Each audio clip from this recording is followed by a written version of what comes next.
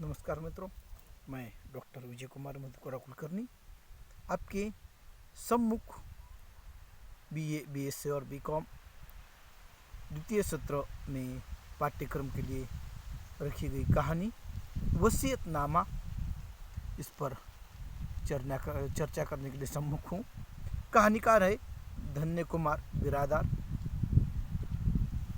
जो समकालीन हिंदी साहित्य के लेखक के रूप में परिचित है, जिन्होंने समाधन, लॉकडाउन, जनमंथन आदि रचनाएं लिखी है। प्रस्तुत जो कहानी है, इस कहानी में वर्तमान समय में जो पिछले कुछ सालों में लॉकडाउन हुआ था कोरोना काल में, और तब की जो स्थितियां थी, उस स्थितियों में एक विषय ये भी था कि घर में अगर परिवार में किसी व्यक्ति को कोरोना हो जाता था तो परिवार का कोई सदस्य उनके पास नहीं जाता था, और इस तरह की स्थितियां थी। और उन स्थितियों में एक विषय था, और उस विषयों को लेकर उसमें दलित विमर्श भी उसी के साथ जुड़ता हुआ दिखाई देता है, और उसी को लेकर ये कहानी धन्य कुमार बिरादार इन्होंने लिखी है। इस कहानी में वर्तमान समय में, विशेषकर कोरोना काल में, वृद्धों के प्रति बढ़ती संवेदनहीनता को व्यक्त करती है। धन लोलुपता और भौतिकता के प्रभाव से परिवार में वृद्धों के प्रति उपेक्षा बढ़ रही है, और छल से उन्हें घर से बाहर कर दिया जा रहा है। परिणाम स्वरूप ऐसे वृद्ध एक तो वृद्धाश्रम या फिर अस्पताल में ही अपना जीवन समाप्त कर देते हैं। उनके मन में अपने ही घर लौटने की इच्छा नहीं होती, जबकि संतानें हैं, लेकिन उन संतानों का व्यवहार, उनके विचार, उनका आचरण, उनको घर के वृद्धों की तरफ देखने का दृष्टिकोण, क्योंकि आज स्थिति ऐसी है, पिता के उत्तराधिकार के रूप में, वृद्धों के उत्तराधिकारी के रूप में पैसा चाहिए, उनकी धन दौलत चाहिए, उनकी वसीयत चाहिए, लेकिन उनके प्रति कर्तव्य निभाने की इच्छा किसी में नहीं रही। एक न रहकर अध्यात्म से लगा होने के कारण एक संत तुकाराम महाराज जिसे हम कहते हैं, उनका एक अभंग थोड़ा सा ध्यान में आ रहा है। शरीर जयाचे ठेवणे अभिलाष धरती जनी, नव्हे हा तुझा परिवार द्रव्य द्वारा क्षण भंगूर। इस तरह से एक अभंग है, रंगे रंगे रे श्री रंगे, तो उसमें से ये कुछ यह अभंग के द्वारा आ जाता है, नवे हाथ तुझा परिवार द्रव्य द्वारा क्षण भंगूर। उस तरह से इस कहानी में उनके बेटों के द्वारा जो उपेक्षा की जाती है, उनका चित्रण इस कहानी में है। वैसे ये वल्लभदास घर से संपन्न है, उन्हें दो बेटे हैं। बेटों का नाम एक रितेश है, डॉक्टर है। रितेश एक पड़ोसी है, और उनका जो बेटा है, उन बेटों में उन्हें दो बेटे और एक बेटी है। वो उनका नाम इस तरह से है। वल्लभदास जी को का परिवार इस तरह से है। रमेश इंजीनियर है, और एक बेटा नागेश है जो व्यापार करता है। और रमेश की विवाह हो चुका है, उसकी पत्नी भी बीकॉम है, लेकिन इसके बावजूद इन संतानों में ये डर है। इनकी एक बहन है जिसका नाम है समीक्षा है, वह आकर अपनी संपत्ति में, पिता के संपत्ति में, इनके नहीं, पिता की संपत्ति में अपना अधिकार न मांगे, और इसलिए वह पिता से बार बार ये कहते हैं कि जो जायदाद है वह हमारे नाम कर दीजिए। वास्तविक तो उस समीक्षा ने ही जो कारखाना है, जो अन्य व्यापार है, उसे बढ़ाने का प्रयास किया था। उससे बढ़ाने के लिए वो खुद काम किया करते थे, और उसी कारण यह व्यापार बड़ा था। लेकिन ये दोनों बेटे, भले ही एक इंजीनियर है, एक नागेश व्यापार करता है, लेकिन इसके बावजूद वह निकम्मे थे, काम नहीं करते थे। घर में बैठकर पिताजी की संपत्ति पर वहाँ पर जीवन गुजारते थे। लेकिन ऐसे में भी उन्हें पिता की फिक्र नहीं थी, तो पिता की जो जायदाद है उनके प्रति उनके मन में लालच था, और इसी के चलते उन्होंने पिता को के तरफ ध्यान भी नहीं दिया। पिता को वहाँ पर जब कोरोना हो जाता है तो उसकी तरफ ध्यान भी नहीं देते, इस तरीके से। और यह मात्र एक कहानी नहीं है, ऐसी वापसी नाम की एक कहानी है, और गेंद नाम की कहानी, अनेकों कहानियाँ वृद्ध विमर्श पर है, और उसी के अनुसार एक कहानी चलती है। कहानी का जो हम देखते हैं, जैसे एक बात और मुझे ध्यान में आ रही है फिल्मों को लेकर। एक फिल्म है बागबान नाम की, जिसमें सलमान खान वगैरह वगैरह कलाकार है। अमिताभ बच्चन और हेमा मालिनी ये पति पत्नी हैं, और इन पति पत्नी को घर से उनके सगे बेटे निकाल देते हैं, और सलमान खान जो माना हुआ बेटा है उसका लालन पालन में इन्होंने सहायता की थी, अमिताभ बच्चन ने कभी। और तब इन बेटों ने उनसे घर से बेटों से तंग आकर, व्यवहार से तंग आकर ये माता पिता अमिताभ बच्चन और हेमा मालिनी हट जाते घर से, तब सलमान खान उनकी परवरिश करता है। उस तरह से इस कहानी में भी जब यह वल्लभ दास अपने घर से अस्पताल चले जाते हैं, और वहाँ पर रितेश नाम का जो डॉक्टर है, उन्हें उससे कभी वल्लभ दास ने सहायता की थी, और वह रितेश ही इनकी देखभाल करता है, और इनका खर्च भी वही उठाता है, और उसे ही यह अपना बड़ा बेटा मानते हैं। इस तरह से इस कहानी के में कुछ दृश्य है। ये कहानी किस तरह से हम देखते हैं। कहानी की शुरुआत हम कहानी के विषय वस्तु के आधार पर देखते हैं। क्या है कहानी में, किस तरह से वृद्धों की तरफ समाज का रवैया रहा है, किस तरह से बेटे अपने माता पिता के प्रति संवेदनहीन है, और ये समाज की वास्तविकता है। आज दिन ब दिन भौतिक सुविधा के पीछे भागते हुआ व्यक्ति अपने कर्तव्य को भूल रहा है। वास्तविक मनुष्य की वसीयत क्या, वसीयतनामा क्या होती है, क्या होता है? संवेदनशीलता होती है, भाईचारा होता है, ईमानदारी होती है, अपने माता पिता के प्रति कर्तव्य निभाना, ये वसीयत है। धन का क्या, आज आता है जाता है, लेकिन आज मनुष्य का रवैया जो बदल रहा है, मनुष्य में जो नैतिकता चाहिए, मानव में जो गुण होने चाहिए, वो दिखाई नहीं देते। और ये कहानी आज बहुत ही समाज को प्रेरणा देने वाली, समाज को सही रास्ता दिखाने वाली है। इसमें किस तरह से विषय वस्तु के आधार पर प्रस्तुत किया गया है कहानी को हम देखते हैं। तो कहानी के आरंभ में यह दृश्य दिखाया गया है, जो रमेश और नागेश और रमेश, ये दोनों बेटे, एक डॉक्टर एक इंजीनियर, अपने घर में बैठे हैं, और तब ये रितेश नाम का एक डॉक्टर इनके घर में आ जाता है।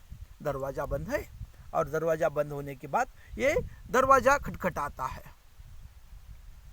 दरवाज़ा खटखटा रहा है, तब अंदर से उस रमेश और नागेश को आवाज़ जब आ जाती है, वो डंडा लेकर बाहर आ जाते हैं, और यह सोचते हैं कि यह रितेश नाम का जो डॉक्टर है, ये कहीं जांच करने के लिए तो नहीं आया है, क्योंकि इन डॉक्टरों के कारण ही कोरोना और फैल रहा है, और इसी कारण से हम मना कर रहे हैं। फिर भी यह जांच करने के लिए कोरोना की यह डॉक्टर आया है, इस कारण से वह आकर डंडा लेकर रितेश को पीटते हैं, यहाँ तक अधमरा कर देते हैं और वहाँ तक कि रितेश की मृत्यु हो जाती है।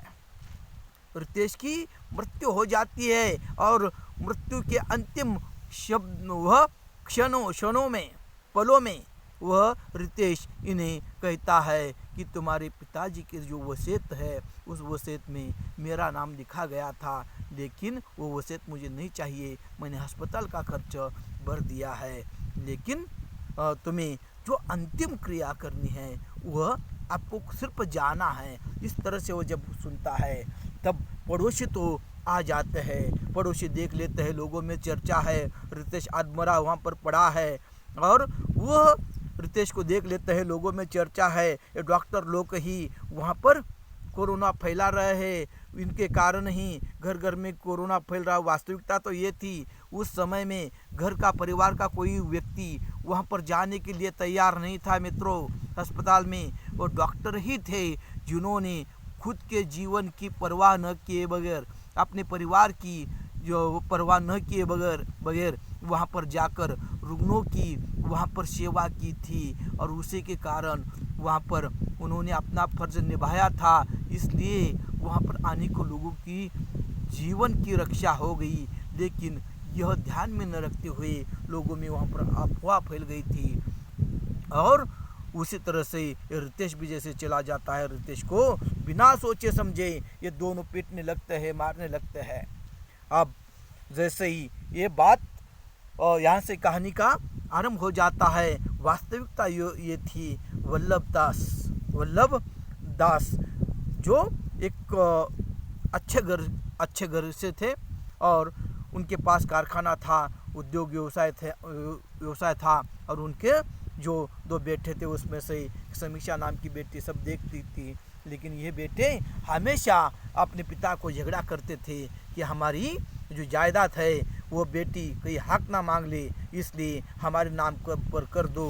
लेकिन वल्लभदास जानते थे कि बेटी के कारण ही एक कारखाना बचा है, जो आज कुछ व्यापार में तरक्की हुई है वह बेटी समीक्षा के कारण ही है। लेकिन इन बेटों के नाम पर अगर मैं जायदाद कर दूंगा तो ये बेटे मुझे ही घर से निकाल देंगे। लेकिन हमेशा नागेश और रमेश आपस में झगड़ा करते, पिता को बार बार वहाँ पर अपमानित करते, बार बार उनके पीछे लगते कि वसीयत हमारे नाम कर दो।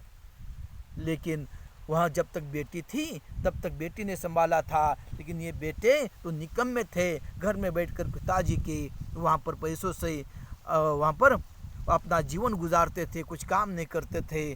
भले ही इस इंजीनियर की पत्नी, बड़े बेटे रितेश की वहाँ पर रमेश की पत्नी वहाँ पर कुछ वहाँ पर बीकॉम थी, इसके बावजूद अपने ससुर या माता पिता के पति के माता पिता की तरफ देखने का इसे समय नहीं था। और ऐसे में अब क्या करते वल्लभदास, खुद ही वहाँ पर कारखाना जाने लगे, कारखाने में कामकाज करने लगे, कारखाने की सारी स्थितियाँ देखने लगे। लेकिन ये देखते देखते उन्हें अपने जो शारीरिक आवश्यकता है, शरीर से कमज़ोर होने लगे। वहाँ पर शरीर से कमज़ोर स्थितियों में उन्होंने कभी अपने तरफ ध्यान नहीं दिया और ऐसे में उनकी जो पत्नी थी उन पत्नी को कोरोना हो गया और कोरोना की स्थिति में उन्होंने अपने पत्नी को अस्पताल में भर्ती करवाया। और जब भर्ती करवाया तब वहाँ उन्होंने देखा कि कोई रिश्तेदार नहीं, कोई रिश्तेदार है तो बाहर बैठकर वहीं पर खाना खाते, कोई अंदर आने के लिए तैयार नहीं है। डॉक्टर ही है जो देखभाल करते हैं, वो अपने घर तक नहीं जाते, बाहर रास्ते पर नहाते हैं, वहीं पर खाना खाते हैं, मास्क पहनकर आ जाते हैं, रुग्णों की सेवा करते हैं। कोई अगर किसी मरीज की मृत्यु हो जाती है तो उनका अंतिम संस्कार करने के लिए उनके परिवार के कोई सदस्य नहीं आते, या उस व्यक्ति को जिसकी मृत्यु हो गई उसे घर भी नहीं भेजा जा सकता था। ऐसी अवस्था में रात दिन मेहनत करके वह पीपी किट पहनकर ये डॉक्टर ही सेवा किया करते थे। और उन्होंने जब देखा था और ऐसी अवस्था में थोड़ी दिन जैसे गुजर गए, ये घर में जैसे अपने आ गई और इन इनके कारखानों में काम करने के कारण वहाँ पर वल्लभ दास के शारीरिक स्थिति बिगड़ गई, थोड़ी सी सर्दी हो गई, खांसी चलने लगी वहाँ पर वह अपने। और तब इनके परिवार को वहाँ पर बेटों को पता चला, उन्हें संदेह होने लगा कि पिता को शायद वहाँ पर कोरोना है। वो पिता की देखभाल करना तो छोड़ो, उनके पास भी जाने के लिए तैयार नहीं है। पिता ने खुद, वल्लभ दास ने कहा मुझे अस्पताल लेकर चलो, ये ले जाने के लिए तैयार नहीं है। उन्हें मात्र वसीयतनामा चाहिए था, उन्हें मात्र पिता की धन दौलत चाहिए थी। ऐसे में वो पिता को कहते, लेकिन पिता बार बार ये सोचते अगर मैंने इन बेटों के नाम पर इस तरह से अगर सारी जायदाद कर दी थी तो मैं रास्ते पर आ जाऊंगा। यह और वास्तव भी था ये। और उस तरह से उन्होंने सोचा, और जैसे सोचकर उन्होंने थोड़े दिनों के बाद जैसे देखते हैं पिता की हालत ख़राब हो गई। पिता को ले जाने के लिए ना बड़ा बेटा तैयार है ना छोटा बेटा तैयार है। और उधर बेटी जो थी, बेटी की शादी मुंबई में एक व्यापारी के साथ हो गई थी और वहाँ पर एकाएक उसकी कंपनी को आग लग गई थी। और आग लगने के कारण उसकी सारी वहाँ पर कंपनी भी जल गई थी, उसकी भी स्थिति वैसे ठीक नहीं थी। इन सारे विचारों में ग्रस्त अब यह वल्लभ दास अपने घर में पीड़ित बैठे हैं। अब उन्होंने मास्क पहना था, लेकिन उसके बावजूद उन्हें जब जैसे कोरोना हो गया तो पिता बेटे ले जाने के लिए तैयार नहीं है। रात 11 बजे इन्हें और तकलीफ होने लगी।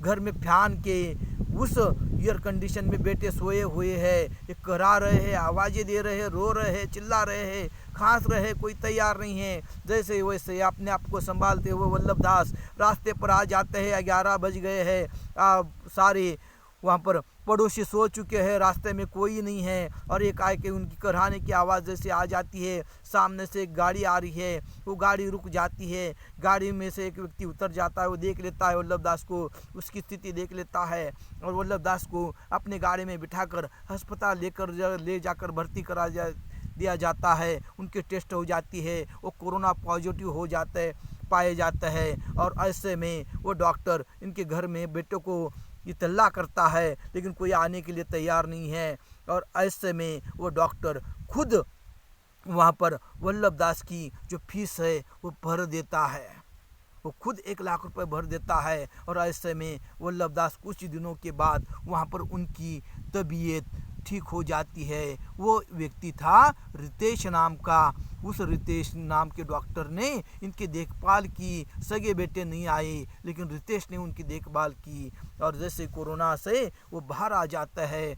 और वैसे वल्लभ दास का ये भी चरित्र रहा था, उन्होंने जो कंपनी में जो मजदूर थे उन मजदूरों को उन्होंने सहायता की थी।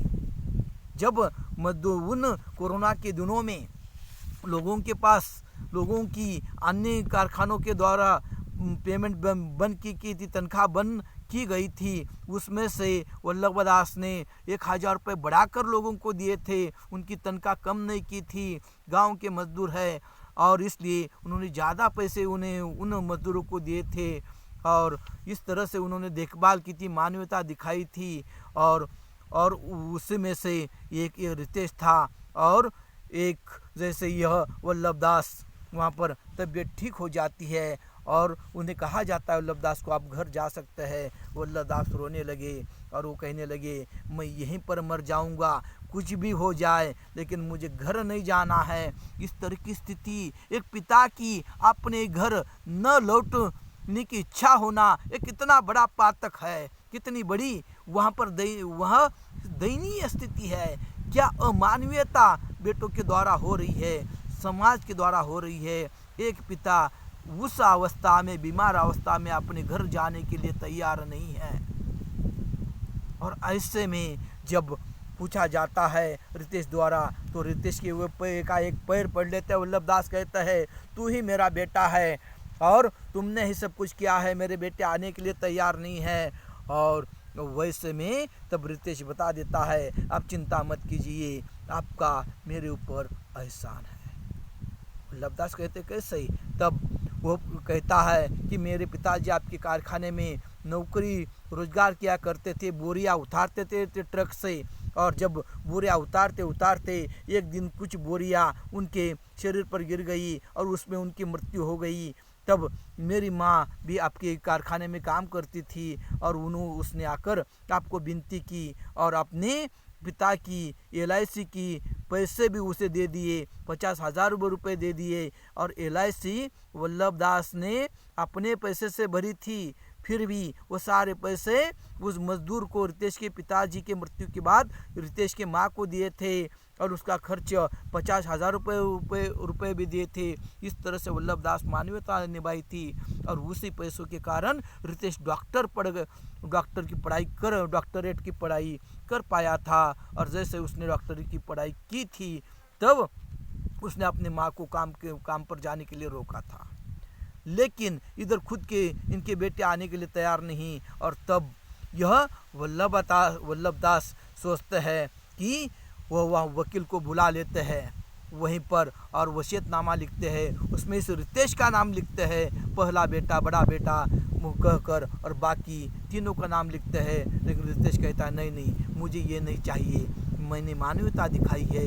और मानवता दिखाने का मतलब ये नहीं है कि मुझे आपसे कुछ चाहिए। और यही बात बताने के लिए रितेश उनके वल्लभ दास के बेटे नागेश और रमेश के पास गया था, दरवाज़ा खटखटाया था, क्योंकि ये रितेश हर बार उसे पता था कि उस वल्लभ दास के घर के पास इसका घर था। आते जाते हुए उसने हर बार इन्हें देखा था। लेकिन अब इस वसीयतनामा का वह रितेश कहता है नहीं नहीं, मैं तो इसका हकदार नहीं हूँ। और इसलिए बेटों को बताने के लिए, उन्हें वसीयत देने के लिए यह रितेश चला गया है। दरवाज़ा जैसे खोला है, दरवाज़ा खोलने के बाद उन दोनों बेटों ने वल्लभ दास के वहाँ पर रमेश और नागेश ने इसे डंडों से पीटा है और उसमें से ही इसकी मृत्यु हो गई। और ये मरते मरते इतना ही कहता है नहीं नहीं, उस वसीयतनामा में मुझे कुछ नहीं चाहिए था। और उधर वह वसीयतनामा जैसे लिखते हैं, वल्लभ दास की भी अपनी जीवन यात्रा समाप्त कर देते हैं। और लेकिन उन पर साइन नहीं थी और वह वसीयतनामा लेकर उनके बेटों के पास इंसानियत के नाते आया था। ये मुझे नहीं चाहिए, अपने पिता का वसीयत जो है आपके देने के लिए मैं आया हूँ। सिर्फ पिता की अंतिम क्रियाकर्म करना है, आपको खाली जाना है, मैंने सारी व्यवस्था की है, ये रितेश बताने के लिए आया था। लेकिन इन बेटों ने उस रितेश को ही मार डाला और रितेश के भी वहाँ पर मृत्यु हो गई। और इस तरह से इस कहानी में वृद्धों के प्रति असंवेदनहीनता आज बढ़ती हुई दिखाई देती है। और यह इस कहानी में हमारी असली वसीयत माता पिता है और संस्कार है, संस्कृति है। और धन पैसा तो आता जाता है, इस तरह का संदेश इस कहानी के माध्यम से दिया गया है।